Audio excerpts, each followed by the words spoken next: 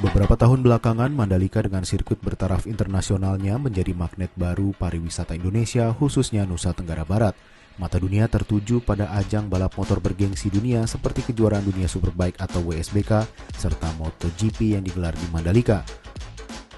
Namun nyatanya Mandalika bukan sekadar sirkuit sepanjang 4,31 km, melainkan sebuah kawasan ekonomi khusus seluas hampir 1.200 hektar. Dengan demikian tidak cukup hanya mengandalkan sirkuit dengan dua agenda besar tahunannya itu, yakni MotoGP dan WSBK. Apalagi jika ingin mencapai tujuan pengembangan KEK Mandalika sesuai amanat peraturan pemerintah nomor 52 tahun 2014 tentang KEK Mandalika, yaitu mengakselerasi pembangunan perekonomian masyarakat dan daerah.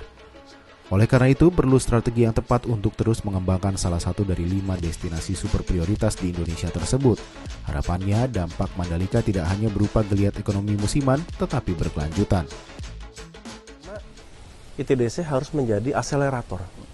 Nah, namanya akselerator ya tentunya kita harus mencoba mengakselerasi perekonomian di mana tempat kita ditugaskan.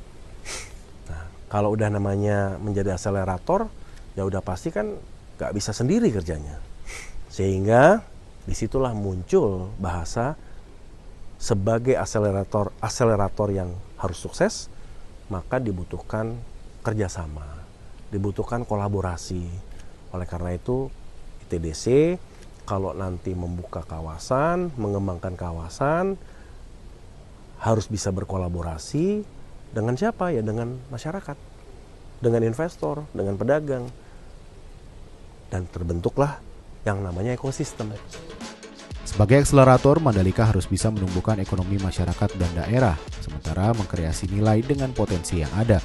Misalnya mengembangkan Mandalika dengan membawa nilai keunikan, humanis dengan tujuan menghadirkan kesejahteraan. Di mana tempat beradanya ITDC, di mana kita mengembangkan kawasan, ya kita harus membawa nilai keunikan, nilai humanis, nilai kesejahteraan itu menjadi sebuah tujuan untuk penciptaan ekonomi. Contohnya apa? Event. Itu kan value creation, ya kan. Lalu pemberdayaan UMKM. Kalau dibilang, loh apa kaitannya UMKM itu sama investor? Oh jelas banyak. Kenapa banyak? Ya karena UMKM itu adalah penopang ekonomi yang paling penting, yang paling basic di kita lakukan. Karena ya kembali lagi, kalau kita melihat teori dari Sustainable Tourism Development yang sesungguhnya, bahwa keberadaan kita tuh harus bermanfaat buat masyarakat, dan keberadaan kita, masyarakat harus punya peran.